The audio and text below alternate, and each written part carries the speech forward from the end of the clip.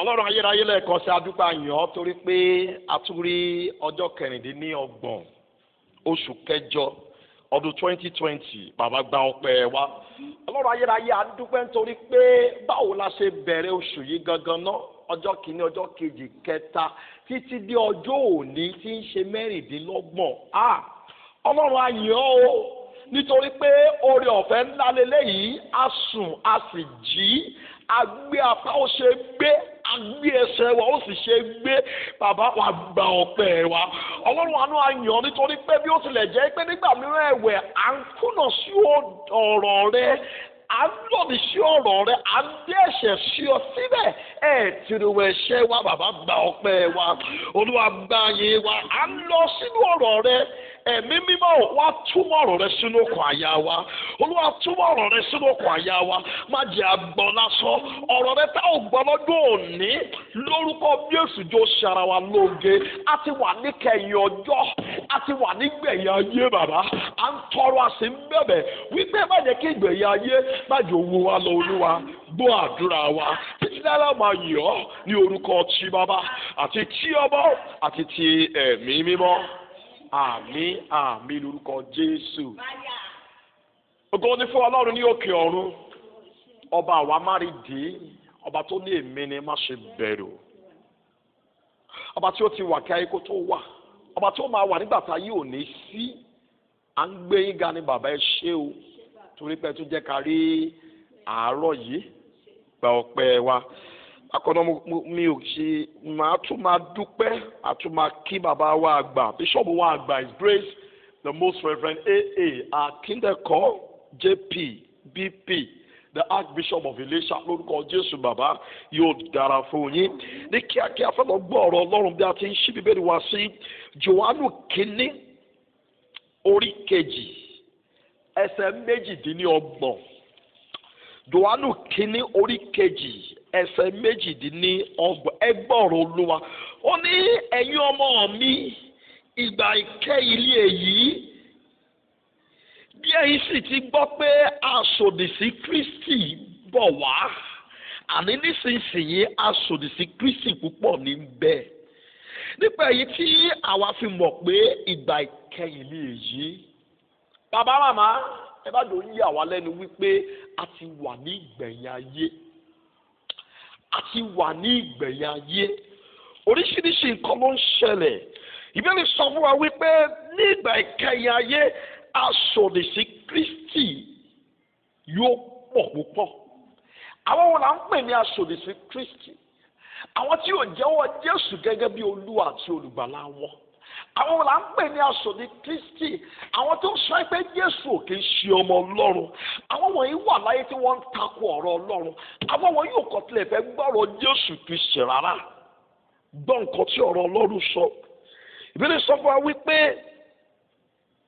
ta ni èké bí kò ṣe ẹni tí ó bá sọ pé Jésù kì í ṣe Kristi àwọn wọ̀nyí là ń pè ní èké àwọn wọ̀nyí là ń pè ní aṣòdì sí Kristi àwọn wọ̀nyí ni wọ́n ń ṣe bẹ́ẹ̀ ni pé Kristi ṣùgbọ́n wọn kì í ṣe Kristi eléyìí ni aṣòdì sí Kristi wípé ẹni tí ó bá ṣe bàbá àti ọmọ ẹni tó ṣe bàbá àti ọmọ àwọn wọ̀nyí là ń pè ní aṣòdì sí Kristi wọ́n ti wà ní ayé lọ́dún òní báwo la ṣe lè dá wọn mọ̀ a lè dá wọn mọ̀ nípa agbára ẹ̀mí mímọ́ a lè dá wọn mọ̀ nípa ìmọ̀ ẹ̀mí yàtọ̀ a lè dá wọn mọ̀ nípa èso wọn nítorí ìdí èyí kí ni Timothy sọ ẹ gbọ́ dáadáa bàbá màmá ní Timothy kejì orí 3 ó ní ṣùgbọ́n èyí ni kí o mọ̀ pé ní ìkẹyìn ọjọ́ ìgbà ewu yóò dé àti wà nígbà ewu ọ̀pọ̀lọpọ̀ wòlíì àtẹnujẹ ló ti wà níta tó jẹ́ pé tó bá fẹ́ ṣiṣẹ́ ìyanu wa kọ́kọ́ gba owó tó bá lẹ́ni tó ń gba owó lọ́wọ́ rẹ̀ mọ̀ dájú wípé aṣòdì sí Kristi ni kó o tó gbàdúrà o ti gbowó lọ́wọ́ rẹ̀ kí ni ọ̀fẹ́ nígbàlà ọ̀fẹ́ sì ni ìwòsàn kí ni kọ́tà ń sọ ní ọjọ́ òní ìgbé ewu la wà yìí pàápàá wọn pera wọn ní Kristi, pàápàá wọn tilẹ̀ sọ pé táwọn bá kú ní ìjọ kẹta àwọn yóò jíǹde. Bàbá màmá, ìjọ tirẹ̀ ni tó kú tó jí kúrò nínú òkú rẹ̀ bí? Kò sí, nítorí pé irọ́ ni wọ́n ń pa. Nítorí dé bàbá màmá ṣọ́ra. Wòlíì èké ti wà níta lọ́jọ́ òní, ọ̀pọ̀lọpọ̀ ló ti bọ́ síta ní orúkọ Jésù. Lóòótọ́ wá ń ṣiṣẹ́ ìyanu, lóòótọ́ wá ń ṣe oríṣiríṣi iṣẹ́ ìyanu, ṣùgbọ́n èyí tí wọ́n fi ń ṣe kò dàpọ̀ mọ́ ìgbàgbọ́ Kristi, kò dàpọ̀ mọ́ agbára Ọlọ́run. Ṣọ́ra pẹ̀lú wọn, a ti wà ní ìgbà ewu. Gbọ́ dáadáa bàbá màmá, Ìbéèrè sọ wáyé pé ẹni tó bá forí tì dópin ni ó gbàlà. Di Jésù rẹ mú bàbá, di Jésù rẹ mú màmá, má ti jẹ́ kí ẹnikẹ́ni kó pe ajá lọ́bọ̀ fún ọ, má ti jẹ́ kí ẹnikẹ́ni kó tọ̀ ọ́ jẹ. Wọ́n ò lè tọ̀ ọ́ jẹ tí wọ́n bá mọ Kristi tó sì mú agbára rẹ̀. Wọ́n ò lè tọ̀ ọ́ jẹ tó bá ń ka Bíbélì rẹ̀ láàárọ̀, tó ń kà lọ́sàn-án, tó ń kà lálẹ́. Wọ́n ò lè tọ̀ ọ́ jẹ níwọ̀n ìgbà tó bá ń ṣe ìdánilẹ́kọ̀ọ́ Bíbélì. Báwo ni àwọn wòlíì rádaràda, báwo náà ṣe máa tọ̀ ẹ́ jẹ? Àwọn wọ̀nyí à ń pè wọ́n ní aṣòdì Kristi. Wọ́n ń jẹ́wọ́ wípé àwọn ni Kristi, ṣùgbọ́n wọ́n ṣe agbára rẹ̀. Nítorí àwọn ènìyàn yóò jẹ́ olùfẹ́ ti ara wọn, olùfẹ́ owó, afúnnu, agbéraga, asọ̀rọ̀bínú, àìṣàgbọràn sí òbí, aláìlọ́pẹ́, aláìmọ́, aláìnífẹ̀ẹ́ àti bẹ́ẹ̀ bẹ́ẹ̀ lọ. Ìgbà ewu la wà yìí o, ìgbà kẹ́yìn la wà yìí. Bàbá ṣọ́ra. Báwo ló ṣe ń gbé ìgbésí ayé rẹ? Báwo ló ṣe ń gbé ìgbésí ayé rẹ?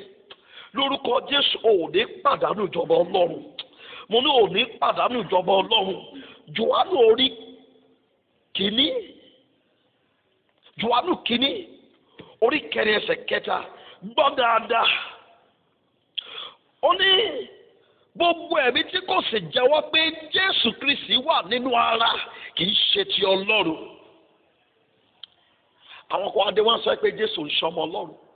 Àwọn kan sọ pé Jésù kò kì í ṣe olùgbàlà aráyé. Gbọ́ nǹkan tí Bíbélì sọ.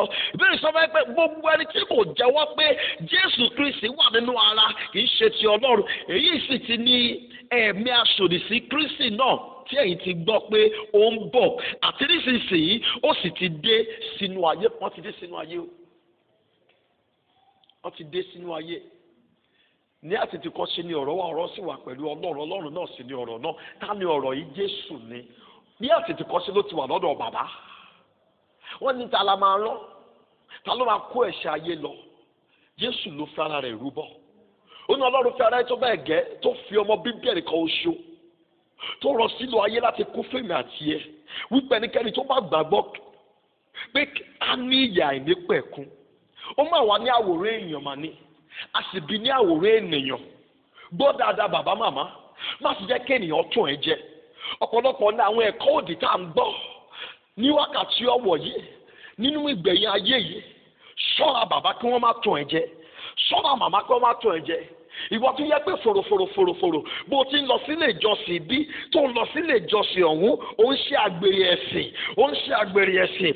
Bó ṣe mọ̀ ẹ́ nínú ìjọ eléyìí bẹ́ẹ̀ náà mọ̀ ẹ́ nínú ìjọ eléyìí. Kí ló ń wá kiri arábìnrin? Kí ló ń wá kiri arákùnrin? Ìbéèrè sọ pé tí wọ́n bá mọ òtítọ́, òtítọ́ yóò sì sọ wá di òmìnira. Kí ló dé tó ò dúró nínú ìgbàgbọ́? Kí ló dé tó ò dúró nínú ìgbàgbọ́ náà? Lórúkọ Jésù yóò dára fún wa o. Gbọ́ nǹkan tí Jòhánù kìíní sọ. Jòhánù kìíní orí kejì. Jòhánù kìíní orí kejì ẹsẹ̀ kẹtàdínlọ́gbọ̀n. Gbọ́ dáadáa. Ìwé ní sábà ẹgbẹ́ ṣùgbọ́n ìfòróróyàn tí ẹ̀yin ti gbà lọ́wọ́ rẹ̀ ó ń gbé inú yín. Ìfòróróyàn tó jẹ́ pa ti fi sí ẹ lórí nípa òjíṣẹ́ Ọlọ́run. Ìbéèrè sọ fún ẹ pé ó ń gbénú yín. Kí a má sì jẹ́ kí ẹnìkan kan kó tọ̀ wá jẹ. Kí a má sì jẹ́ kí ẹnìkan kan kó pe ajá lọ́bọ̀ fún wa. Nítorí ìdí èyí ṣọ́ra pẹ̀lẹ́ni tó ń gbé ọwọ́ lé ẹ lórí. Ṣọ́ra pẹ̀lẹ́ni tó jẹ́ pé ó ń ta òróró sí ọ lórí. Ìbéèrè sọ fún ẹ pé èyí tí o ti gbà ó wà pẹ̀lú rẹ. Nítorí ìdí èyí tó o ti gbà dìímú ṣinṣin màmá. Èyí tó o ti gbà dìímú ṣinṣin màmá.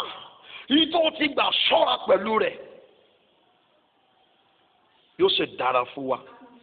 Bàbá màmá kí ni nǹkan tá ń sọ láàárọ̀ yìí? Òun náà ni wípé aṣòdì sí Kristi wà láyé. ò ní bọ́ sí páńpẹ́ wọn. Báwo ló ṣe lè bọ́ sí páńpẹ́ wọn? Ò lè bọ́ sí páńpẹ́ wọn. Níwọ̀n ìgbà tó bá ń ka ọ̀rọ̀ Ọlọ́run, mo ti sọ ilé ìfún wa, ò lè bọ́ sí páńpẹ́ wọn. Nígbà tá a bá ní ẹ̀mí, èèmọ̀ ni yàtọ̀, èèmọ̀ ti ẹ̀mí yàtọ̀. Kí ló ṣẹlẹ̀ sí Paul táwọn kọ́ bẹ̀rẹ̀ sí ń tọ̀ lẹ́yìn tí wọ́n sọ pé Paul ọmọ ọ̀gá ògo, ìbéèrè sọ fún ẹ pé ó bojú wẹ̀yìn, ó sì sọ wípé Olúwa bá yín wí nítorí pé ó mọ̀ wípé ẹ̀mí Ọlọ́run kan náà fi ń sọ bí kò ṣe ẹ̀mí èṣù.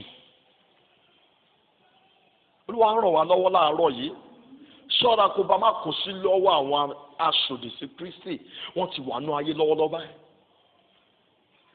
Di ìgbàgbọ́ rẹ mú ṣinṣin, di ìgbàgbọ́ rẹ mú ṣinṣin, di ìgbàgbọ́ rẹ mú ṣinṣin. Ìbéèrè sọ wá pé ẹni tó bá forí tì dópin òun lá gbàlà. Nítorí ìdí ìṣòro kí ìṣòro tó lè dé bá ọ, ṣọ́ra ilé ìjọsìn tó ń lọ, ṣọ́ra ibi tó ti lọ ń gba àdúrà, kí wọ́n bá má mú epo sínú àlìkámà rẹ ní ìkádẹ arákùnrin àti arábìnrin. Kí nìkan tá à ń sọ fún wa? Ohun tá à ń sọ ni wípé a ti wà ní ìkẹyìn ayé, a ti wà ní ìkẹyìn ayé. Ọ̀pọ̀lọpọ̀ dẹ̀ ti báyé lọ. Ìbéèrè sọ fún wa pé òun ayé á sì báyé lọ. Ìbéèrè ni ká má ṣe fẹ́ràn ayé tàbí nǹkan tó wà nú ayé. Òun ẹni tó bá ti fẹ́ràn ayé, ìfẹ́ bàbá ò sínú ẹ̀. Màmá ṣọ́ ara, bàbá ṣọ́ ara, kí ìfẹ́ ayé kó má ṣe gbé ẹ lọ, kí nìkan tó wà nú ẹ kó má ṣe gbé ẹ lọ. Àkókò ológo kan ń bọ̀, àkókò ọjọ́ ìsinmi kan ń bọ̀ tó jẹ́ pé ọ̀pọ̀lọpọ̀ wa a ó máa yọ̀ nínú rẹ̀. Òun náà ni àjùlé ọ̀run, òun náà ni ilé ológo nìtí Ọlọ́run pèsè fẹ́mi àti ẹ. Nítorí ìdí èyí, dúró rọ́jú kó má ṣe kù. Bó sì ti ń ṣe léyìí, yóò dára fún ọ ní orúkọ ti Bàbá àti ti Ọmọ àti ti Ẹ̀mí Mímọ́. Ọlọ́run mẹ́ta lọ́kan àti gbọ́ ọ̀rọ̀ rẹ láàárọ̀ yìí. Ní àkọ́kọ́ mo gbàdúrà fáwọn lọ́jọ́ ìbí, àwọn tá a bí ní ọjọ́ 26 oṣù yìí, lórúkọ Jésù bó ṣe ń ṣe àjọyọ̀ ọjọ́ òní, ó ti dára fún ọ. Mo gbà ládùúrà pé àwọn aṣòdì Kristi, mo ń lọ lẹ́lẹ́kejì pé aṣòdì sí Kristi wọn ò ní jẹ́ kó kùnùgún Ọlọ́run. Oore ọ̀fẹ́ tó ti wà lórí ayé rẹ kì yóò ṣe kúrò. Mo gbàdúrà fún gbogbo àwọn tó ń gbọ́ ọ̀rọ̀ mi ní àárọ̀ yìí, lórúkọ Jésù tẹ̀ dára fún yín náà. Gbogbo ẹ̀jọ́ ọkọ̀ ìyọ̀run kó gbà fún yín. Ìjọba ọ̀run tá ń lépa lórúkọ Jésù á fi ṣèrè jẹ ní orúkọ ti Bàbá àti ti Ọmọ àti ti Ẹ̀mí Mímọ́. Ní àmín àmín ní orúkọ Jésù.